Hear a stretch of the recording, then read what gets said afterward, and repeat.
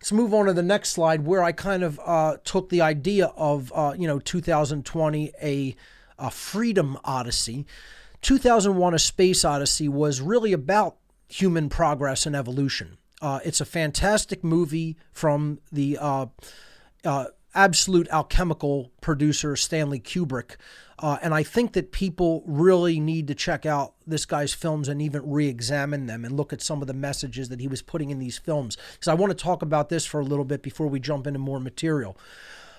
There's a scene in Kubrick's 2001: A Space Odyssey where early hominids that are, obviously postulated according to Darwinian theory as would eventually become human beings, whether we accept that theory or not.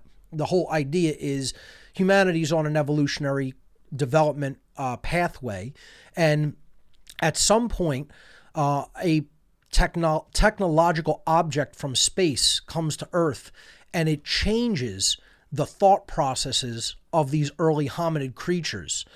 And what it actually instills in them is the idea of a dominator ideology or a dominator culture.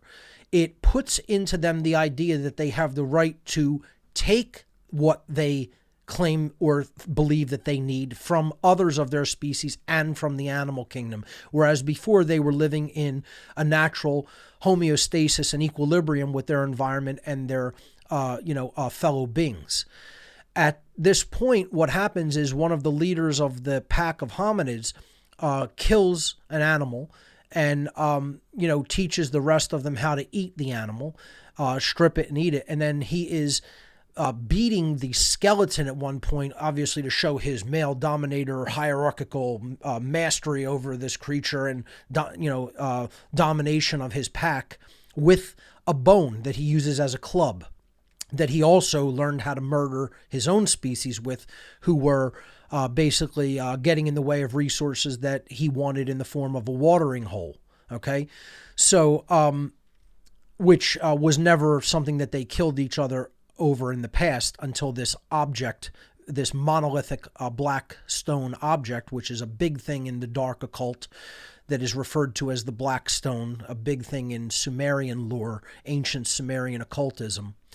But getting back to the storyline, he's beating this perhaps a wild boar with a bone, and he tosses it up into the air at the end of this scene, and it's twirling. And as it twirls, Kubrick, the director of this film, decides to cut away to completely ignore over 2 million years of the development of human beings and all of their civilizations and societies, and cut to the point where human beings are now in space on space stations and have basically established two-way transport to Earth's moon.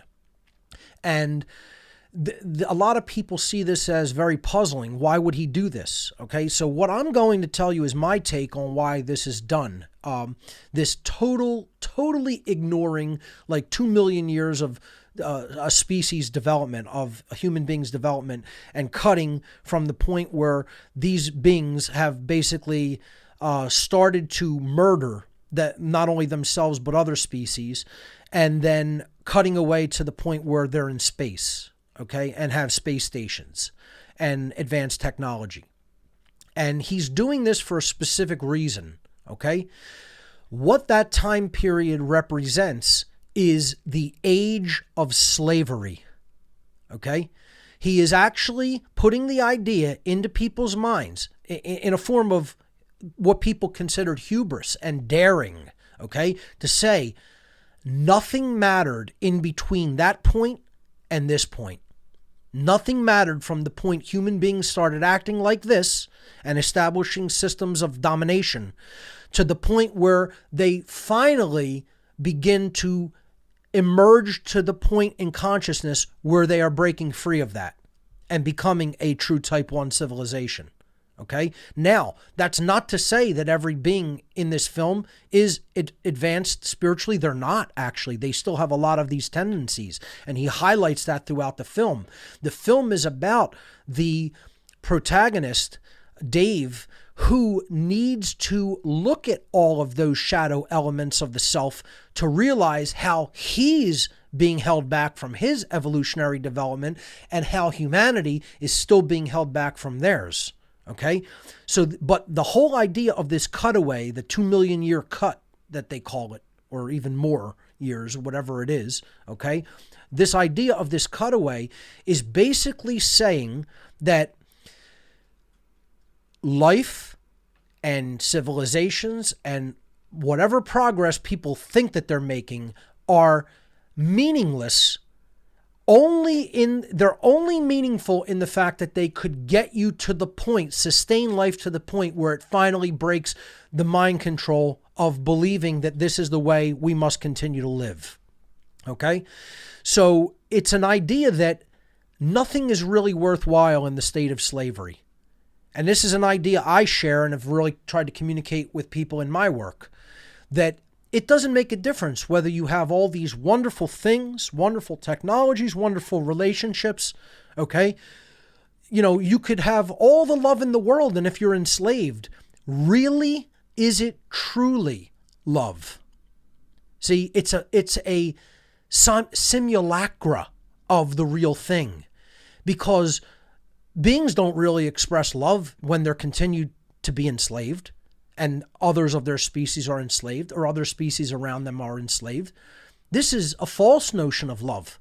This isn't higher love. This isn't agape, as it was called in the Greek mystery traditions, of love for all, love for truth, and ultimately love for what is right.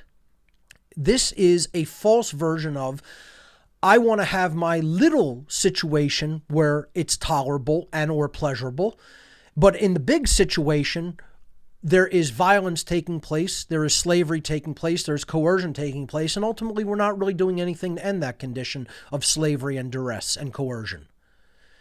And Kubrick is basically saying at the beginning of this film that everything you think you have, everything you think you've done, everything you think you've accomplished is ultimately meaningless until human beings break the bondage of slavery. That it's nothing that we should even concern ourselves with.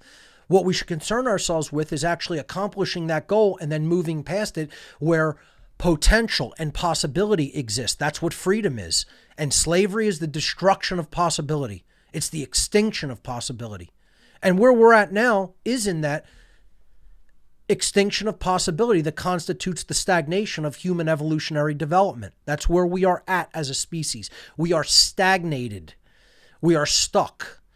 Okay? And people don't know why we're stuck. We're going to talk about understanding that, but we're going to talk about understanding the causal factors of why that is. And these are all barriers to emerging, breaking that eggshell and becoming the star child, as Kubrick very brilliantly put forward, that is being reborn. This is the spiritual rebirth, coming out of that mindset. That's what Dave finally emerges out of, that mindset, recognizing it's holding him back. It's causing his own death. He has to confront his own death. All the things that he thinks are real, that are actually illusions and things that are constitute a holding back from truth and a holding back from evolutionary progress, to be reborn. This is spiritual rebirth. And I regret to tell people we're nowhere near this. We're probably hundreds of years away from this, if that, because of the things that we continue to believe that aren't real, that aren't true, that have no basis in reality, but we continue to accept and believe with religious conviction. Because things that aren't true, that hold us back from truth, that we insist upon believing in, is the definition of religion. That's what a religion is. Religion is something that is not in keeping with actual point of fact reality in nature, inherent reality, okay? And that we insist on believing as true. See, the big part of my work, folks, is the distinction between the real and the artificial, the distinction between reality and fantasy. I go back to it over and over and over, and I'll continue to repeat it because there's nothing new under the sun. The idea that all the things that you do in a state of slavery are just repetition. Every day is the same day in a state of slavery. It doesn't matter what advances you make technologically or even culturally, etc. It's still done in a state of slavery, which is a hamster wheel, which is a cage. that humanity is not getting out of because of things they believe. And we have to realize there's nothing new to teach. There's nothing new to learn. You know, I hear a lot of people saying, I liked What on Earth is Happening better when I was just introduced to it and learning all of this stuff. Yeah, exactly. You want to know why a lot of people have that effect? Because it was new to them at the time. And when you eventually realize there's nothing new that's going to be added onto, like that's something that is a magical new thing that we didn't know before.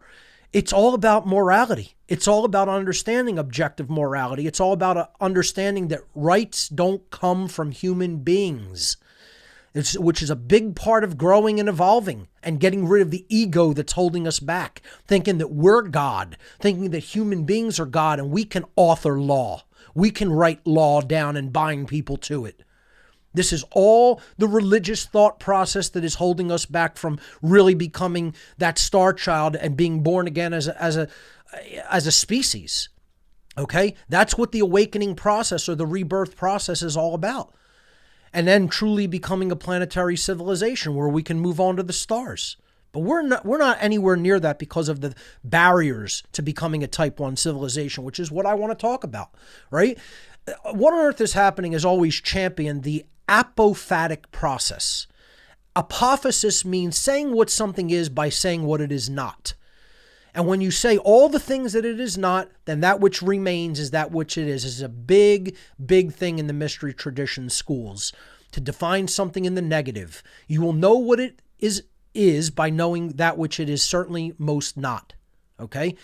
And this is what we have to do. We have to say, becoming a type 1 civilization, becoming free, attaining true freedom as a species, and being then enabled to utilize human potential and possibility to then go beyond our host planet is something that is not predicated upon what we must do.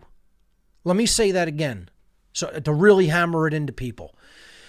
Truly becoming a type 1 civilization and moving on beyond our host planetary system to any other place in the universe is not predicated upon what we must do.